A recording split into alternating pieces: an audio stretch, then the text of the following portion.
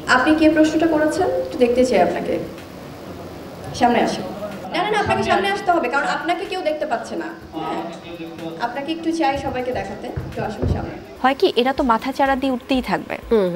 তো এগুলোর ব্যাপারে যদি ব্যবস্থা না নেওয়া হয়। ঈদে মুক্তি পেয়েছে চিত্রনায়িকা শবনম বুবলির রিভেঞ্জ। মোহাম্মদ ইকবাল পরিচালিত এই সিনেমায় জিয়াউল রোশনের বিপরীতে অভিনয় করেছেন বুবলি। সম্প্রতি হলুদ সাংবাদিকদের নিয়ে মুখ খুললেন এই অভিনেত্রী।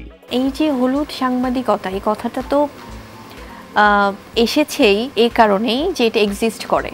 নাম না উল্লেখ করে কিছু সাংবাদিককে এক হাত নিলেন ঢাকাই সিনেমার এই নায়িকা। সেই সাংবাদিকদের হলুদ সাংবাদিক অভিহিত করে এই নায়িকা বলেছেন, তারা যে কোনো প্রোগ্রামে অদ্ভুত রকমের প্রশ্ন করে যেটার কোনো ভিত্তি থাকে না। এ ধরনের প্রশ্ন করে তাদের নিজেদের দিকে অ্যাটেনশন নেওয়ার জন্য, যেন সে ভাইরাল হয়ে যায়। সেই হলুদ সাংবাদিকতা এসেছেই কারণ এটা আসলে আছে সমাজে।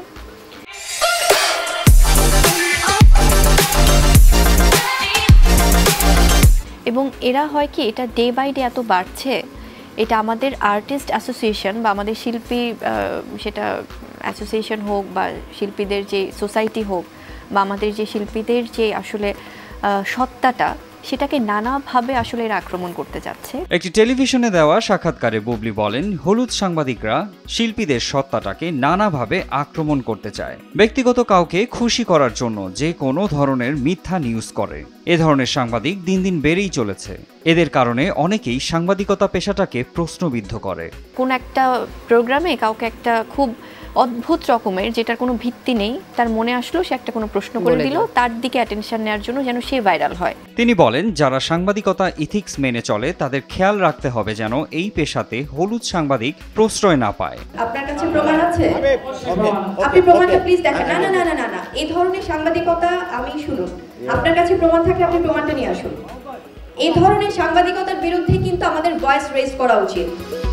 ছেলের সঙ্গে ঈদ কেমন কাটলো এমন প্রশ্নের বিষয়ে বুবলি বলেন, সন্তানের সাথে ঈদের এই সুন্দর সময়গুলো সারা জীবন বেঁচে থাকে। বুবলির কাছে সন্তানের সঙ্গে কাটানো প্রত্যেকটা মুহূর্ত ঈদের আনন্দের মতো। তিনি বাসায় যখন নামাজ পড়েন সে সময় শাহজাদ তার কাঁধে পিঠে উঠে যায়।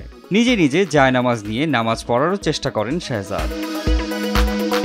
উল্লেখ্য, 2016 সালে বসগিরি চলচ্চিত্রের পরিচালক শামীম আহমেদ রনি তাকে এই চলচ্চিত্রে অভিনয়ের প্রস্তাব দিলে তিনি সম্মত হন।